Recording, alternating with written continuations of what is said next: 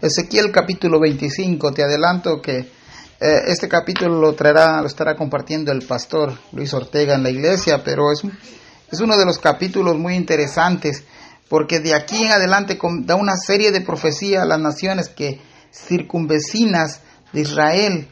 El capítulo 25 tratará con 4 pueblos o naciones y comenzará con Amón, los descendientes de Lot y sus hijas, Amón y Moab. El capítulo 25 al capítulo 32 también se le conoce como el juicio de las naciones. En el versículo 1 dice: vino a mí palabra de Jehová diciendo, hijo de hombre, pon tu rostro hacia los hijos de Amón y profetiza contra ellos. La indicación que se les da es voltear a ver a los hijos de Amón y profetizar contra sus pobladores. Versículo 2: y dirás a los hijos de Amón, oíd palabra de Jehová el Señor. Así dice Jehová el Señor, por cuanto dijiste, ea bien, cuando mi santuario era profanado, y a la tierra de Israel era asolada y llevada en cautiverio la casa de Judá. Versículo 3, notemos por este texto la soberanía de Dios primeramente. Traería juicio a su pueblo, al pueblo que tenía la tarea y el deber de ser dignos representantes del único Dios verdadero, y exactamente es como comienza el juicio de Dios. Pero a la vez las naciones que rodean a Jerusalén, naciones perversas que no quedarían olvidadas del juicio de Dios. Eso nos habla del justo juicio de Dios. Los de Amón se alegraron tanto ver al templo de Dios que fue profanado, pero fue profanado porque Dios mismo así lo permitió. Dice el versículo 3, por cuanto dijiste, ea cuando mi santuario era profanado. Y se rieron y se burlaron cuando el reino norte fue destruido y asolado y llevados a esclavitud, y ellos eran espectadores en primera fila, cuando también Judá cayó ante los caldeos. Estas naciones también merecían el justo castigo de Dios. Primera de Pedro 4:17 dice: porque es tiempo de que el juicio comience por la casa de Dios, y si primero comienza por nosotros, ¿cuál será el fin de aquellos que no obedecen el evangelio de Dios? Y el versículo 18 de Primera de Pedro 4 dice: y si el justo con dificultad se salva, ¿en dónde aparecerá el impío y el pecador? Interesante, estas naciones habían escuchado de una nación que serviría al único Dios, y ellos tenían que testificar de ese Dios. Pero al pervertirse más que otras naciones y ser sometidos al juicio de Dios, los amonitas comenzaron a reírse, a burlarse, no solamente del pueblo de Dios y de su templo, también terminaron por burlarse del Dios Altísimo. Hermanos, no solamente el burlarse del pueblo de Dios que representaría a Dios era una afrenta, sino que ellos mismos habían hecho una afrenta contra aquel Dios todopoderoso. Versículo 4.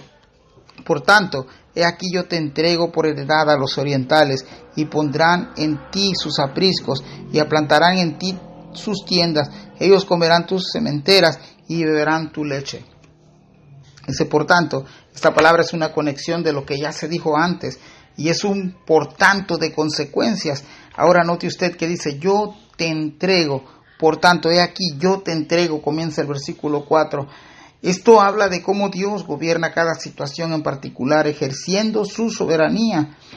La felicidad que tuvieron al mirar a Israel y a Judá pronto se convertiría en lamento, en sollozo, cuando los orientales llegarían a someterlos, les quitarían sus frutos, sus leches, sus provisiones. La pregunta que muchos nos podríamos hacer aquí: ¿quiénes son estos orientales? Las opiniones respecto a quiénes eran estos orientales son varias. Estudiosos varían en este dato. Algunos piensan que eran los beduinos, que eran tribus nómadas. Otros dicen que se trataba de los ismaelitas,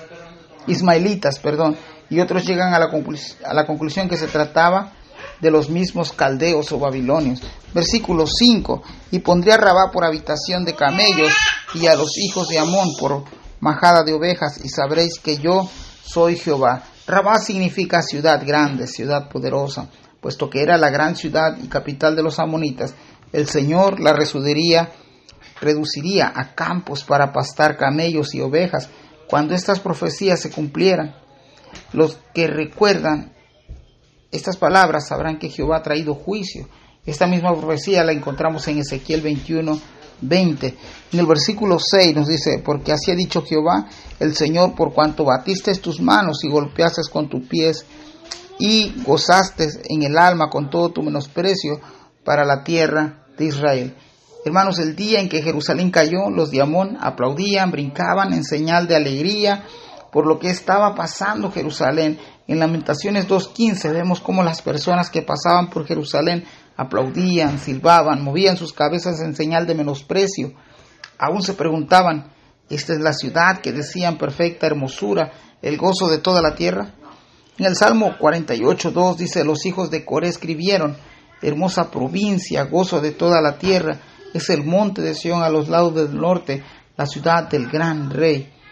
Esto no era solamente un dicho de los hijos de Coré, sino que el templo que había en Jerusalén era lo que daba la hermosura de aquella ciudad, y la presencia del Dios Altísimo hacía que esta ciudad se llenara de gozo y llenara de gozo toda la tierra. Versículo 7, y quisiera culminar aquí con este capítulo 25, viene también profecía contra Moab, profecía contra Edom, profecía contra los filisteos. Pero cierro con el versículo 7 y espero que escuches el sermón o la enseñanza de la exposición que hará el hermano pastor Luis Ortega.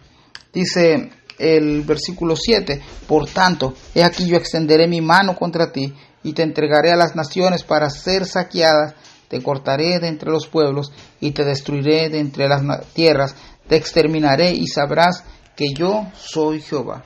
Ese por tanto, volvemos otra vez a mirar esas conexiones, ese por tanto, por el motivo de lo antes mencionado o por lo antes mencionado. Esto es la estocada final de Dios, y las palabras que sobresalen en este capítulo sorprenden y es aterrador. Dice, yo extenderé y te entregaré, te cortaré, te destruiré, te exterminaré. 5 verbos, hermanos, terribles, de los cuales nadie quisiera en este tiempo estar en el lugar de los amonitas. Los amonitas que iban a ser borrados del mapa y solo quedarían recuerdos. Eventualmente también fueron restaurados, pero de esta destrucción o del juicio de Dios, los pueblos contemporáneos de los amonitas tendrían memoria de que Dios trajo juicio a Amón. Dios te bendiga, síguenos ahí con el sermón que traerá el hermano Luis Ortega en el capítulo de Ezequiel, capítulo 25, y comienza, como te decía, una serie de profecías contra las naciones. Bendiciones, hermano.